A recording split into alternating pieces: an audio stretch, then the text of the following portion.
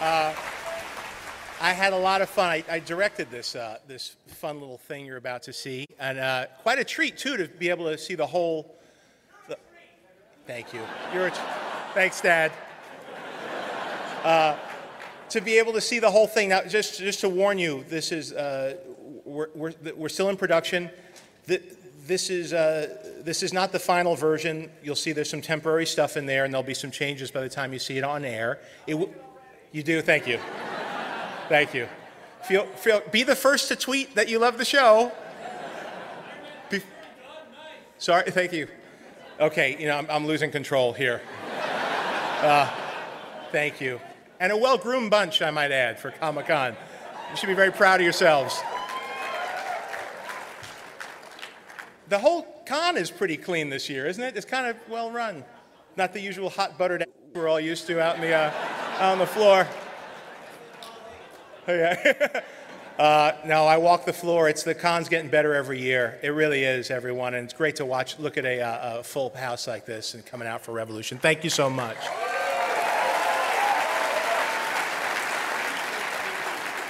So I can't go on too long. We're going to show it, and then afterwards there'll be a Q&A with the cast and Eric Kripke, the creator and executive producer of this. Yes!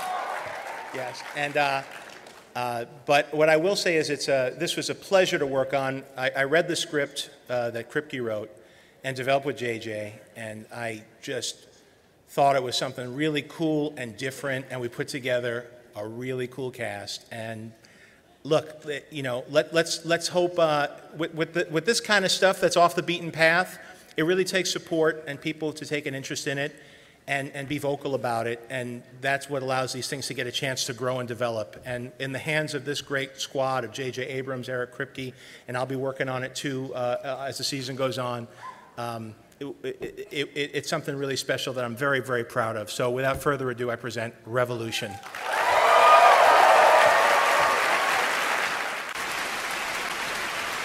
See, you guys were worried there for a second, right? What would you do? 15 years later, we're all still stuck here in this room together.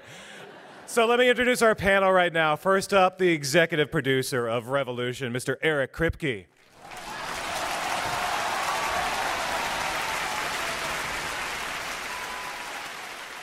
Next up, you've seen him in things such as Rizzoli and Isles, The Closer, and a little movie I like to call The Twilight Saga. It's Billy Burke.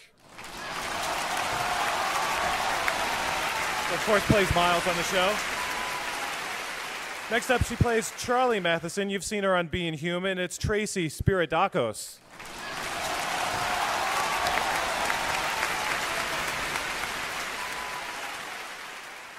You've seen him on Once Upon a Time, and of course, Breaking Bad. He plays Captain Neville on Revolution. It's Giancarlo Esposito.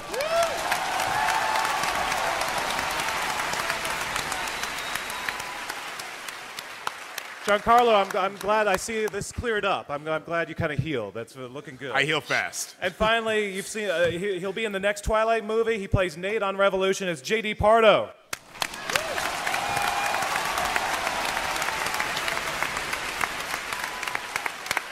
So Eric, what the F is going on? So, who's behind this? Well, I mean, what can you tell us in sort of, you know, what cabal? Is it a military sort of coup? What is causing this? No, I'm glad you asked. I'm going to reveal every secret of the entire show right now. Then we can all leave early. For this crowd! I'm really not. Yeah, no, it's, you know, It'll be an ongoing mystery of the show, but I can promise you we have the answers. I can promise you that the mythology will move forward at a aggressive pace, and we'll answer the questions, and then we'll ask new questions, and so it'll be fun. It'll be a really rollicking, ass-kicking show. One of the things about the show that you were talking about is sort of like your previous show. You're going to be moving around. I mean, they're sort of nomads now. They're on their way to sort of find the answers. So. Yeah, it's a big epic quest. It's a big mythic Joseph Campbell story. It's, you know, the whole point. My whole idea of the origin of the show is just finding a way to do like a really Lord of the Rings or Star Wars or Wizard of Oz or the Odyssey, but just like a really epic saga across, you know, America. And with swords and good and evil and heroes and villains and I just, for whatever reason, I'm totally incapable of writing a cop show. So. And we thank you for that. Yeah, you're right. But I think the other thing that you've mentioned in the past is sort of, and you look out at this crowd and how many phones are recording you right now, how many YouTube videos are going to appear in the next day or so, and sort of how this culture, society now, sort of inspired a little bit of this story. Yeah, and it's really, we think we stumbled onto a really compelling what if in terms of this wasn't caused by nuclear war or disease or... What was it caused by, Eric? Or zombies. It was just caused by the power going off, and you saw with this blackout like how frustrating it is. Or is anyone ever angrier than when their computer freezes up?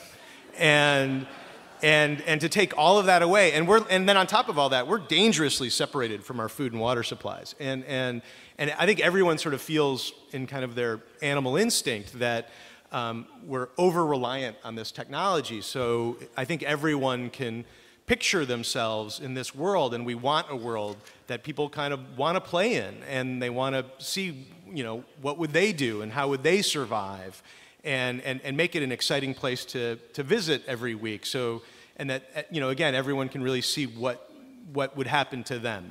And for the record, I would be either dead on day 3, or I would be in somebody's harem. You are a very pretty man, to be I am. fair. I have delicate features. Yes. So, Billy, you are one dangerous mofo. Yes, I am. Thank you.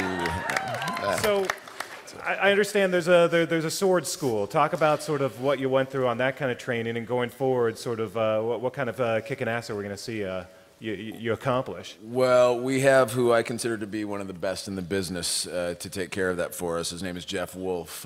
He's our stunt coordinator and choreographer, and he did the Pirates of the Caribbean movies and stuff. And he really sort of created our own style of fighting for this show, which is what Mr. Kripke had suggested and hoped for. And it's kind of nothing but 2 tons of fun, really. I'm having so much fun doing it. Yeah.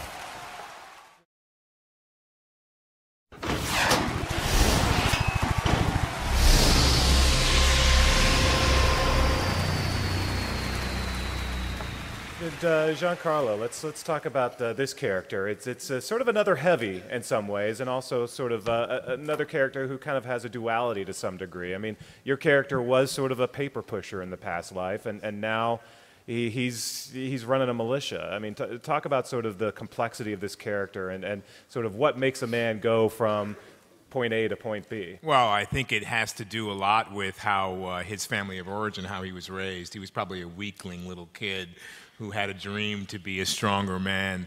And when he realized that being an insurance adjuster enabled him to be a master at reading people's body language, and he understood when people were lying to him, he transferred that when the power went out, into figuring out how he could be more powerful as a human being.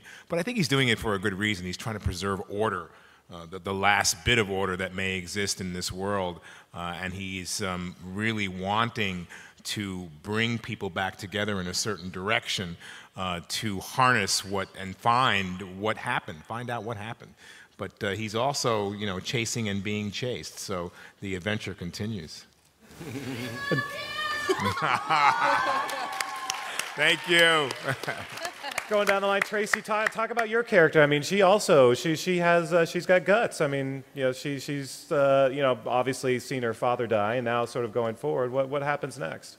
Yeah, I mean, her entire drive is just getting her brother back. At the beginning of the episode, she just really wants to go on an adventure and see more of the world she's confined in this one little place. And now all this has been laid on her shoulders to just save her brother and bring him back. So it's an epic journey.